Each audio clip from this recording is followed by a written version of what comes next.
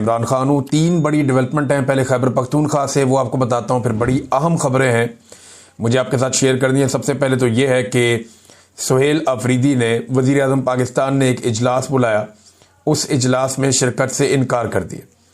ये इजलास खैबर पख्तूनख्वा के हवाले से भी है, दहशतगर्दी के हवाले से और दीगर चीज़ों पर बात होनी थी।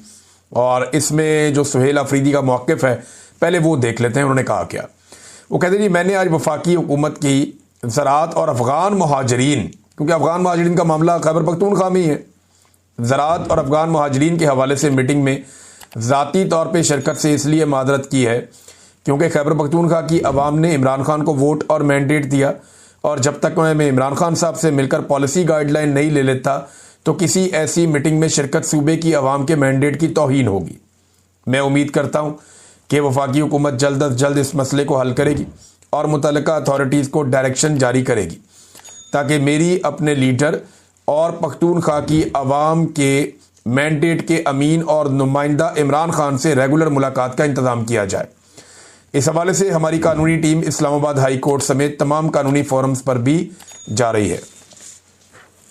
अब बहुत सारे लोग जो हैं वो इसके ऊपर तनकीद करेंगे, उछलेंगे, कूदेंगे, तो मैं उन्हें याद दिला दूं कि जब PMLN इक़्तिदार में थी तो वो छोटी छोटी बातों पे मियां नवाज शरीफ साहब से मिलने बरतानिया चले जाते थे।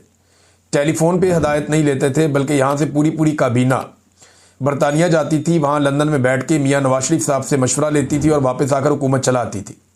वो दावा करते रहे हैं कि नवाज शरीफ ने आर्मी चीफ की तैनाती से लेकर बड़ी बड़ी तैनातियों के फैसले बरतानिया में बैठ कर किए हैं। उसके अलावा जब नवाज शरीफ साहब जेल में थे तो पार्टी के 30-30, 40-40 लोग और बाद औक़ात 100 के करीब लोग मियां नवाज शरीफ साहब को रोज़ाना मिलने के लिए जाते थे। सुबह से लेकर शाम तक मुलाकातों का तांता बंदा रहता था और मियां साहब अपनी पूरी पार्टी और निज़ाम जेल के अंदर से बैठकर चला रहे थे। तो जब मियां नवाज शरीफ जो कि एक सज़ा याफ्ता मुजरिम थे, उनसे ये लिए जा सकते हैं मशवरे, तो इमरान खान जिन्हें पाकिस्तान की अवाम ने मैंडेट दिया है 2/3 अक्सरियत से ज़्यादा, उनसे मशवरा क्यों नहीं किया जा सकता? क्योंकि मैंडेट तो इमरान खान का फैसला उसने करना है कि अफगान पॉलिसी क्या होनी चाहिए। उसने फैसला करना है कि दहशतगर्दी के खिलाफ लड़ाई में क्या होना चाहिए, तो मैंडेट उसका है ना। तो सुहेल अफरीदी ने कहा जी इमरान खान से मिलवाएं, वहां से मैं रहनुमाई लूंगा और फिर मैं आकर आपके सामने बैठूंगा। एक तो उन्होंने इनकार कर दिया। दूसरा, शहबाज शरीफ ने अभी तक जवाब ही नहीं दिया। उन्होंने कहा मैं पूछ के बताता हूं इमरान खान साहब से मुलाकात के बारे में, तो अभी तक शहबाज शरीफ साहब पूछ के वापस बता ही नहीं सके। एक और मुलाकात के लिए भी कोशिश की सुहेल अफरीदी ने कि चीफ जस्टिस से मुलाकात हो जाए, याया अफरीदी से। अब ये एक कबीले के लोग हैं, सुहेल अफरीदी और याया अफरीदी।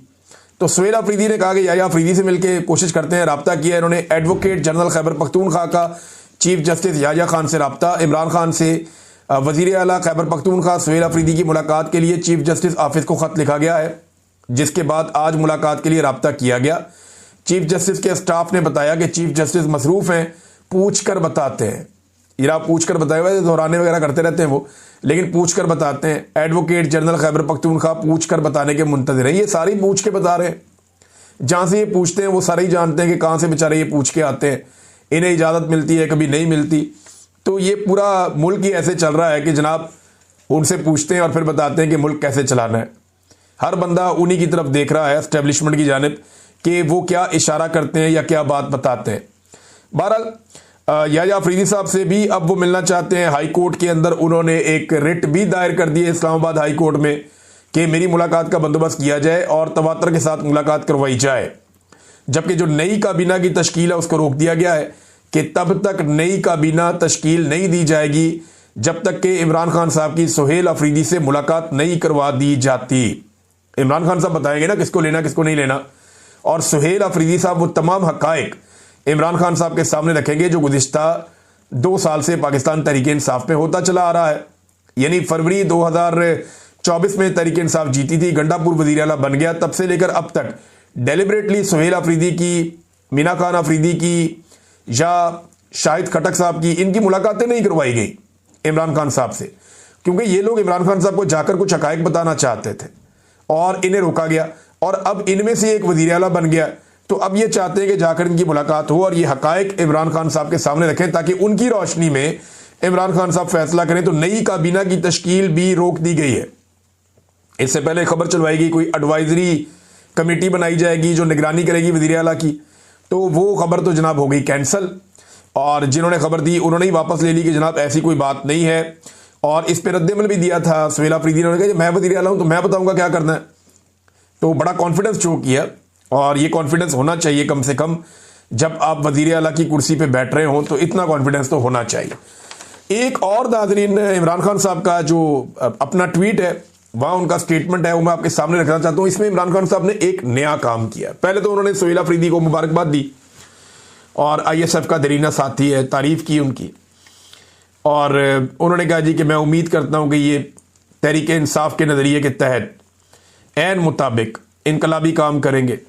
और अली अमीन गंडापुर को उन्होंने शाबाश दी कि ठीक है, अच्छे तरीके से इक़्तिदार को मुंतकिल किया उसने। फिर 4 बड़े वाक़यात इमरान खान साहब कह रहे हैं 2 साल में हुए। एक 9 मई का, 26 नवंबर का, आज़ाद कश्मीर का और मुरीद के का। इन 4 वाक़यात में कत्लेआम हुआ, निहत्ते शहरियों को शहीद किया गया। अब 9 मई फॉल्स फ्लैग के हवाले से उन्होंने कहा जी मैं तो पहले से ही कह रहा हूं कि जुडिशल कमीशन बनाया, इसके ऊपर तहकीकात करवाएं। बंदों को उठा के 10-10 साल जेलों में डाल दिया, सजाएं दे दी, और फौजी अदालतों ने भी सजाएं दे दी पकड़ के, जो पूरी दुनिया में नहीं होता। और साथ उन्होंने कहा हालांकि उस दिन निहत्ते शहरियों को और पाकिस्तान तहरीक इंसाफ के सपोर्टर्स को गोलियों का निशाना बनाया गया था। यही वारदात 26 नवंबर को तहरीक इंसाफ के साथ हुई।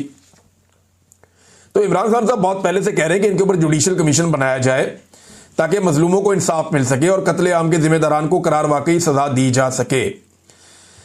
अब वो ये कहते हैं कि उसके बाद जनाब फिर ये कत्लेआम का सिलसिला शुरू हो गया, यानी अब जो आज़ाद कश्मीर में किया गया, और फिर उसके बाद अब तहरीक लब्बैक के साथ हुआ। नमाज जुमा के बाद खैबर पख्तूनख्वा में हमारे तमाम कारकुनान और अवाम मुरीद के कत्लेआम के खिलाफ निकले। तो मैं आपको बताता हूं कि खैबर पख्तूनख्वा में बड़ा तगड़ा एहतजाज हुआ, बहुत बड़े पैमाने पर एहतजाज हुआ। हर शहर के अंदर लोग निकले हैं। पंजाब के अंदर तो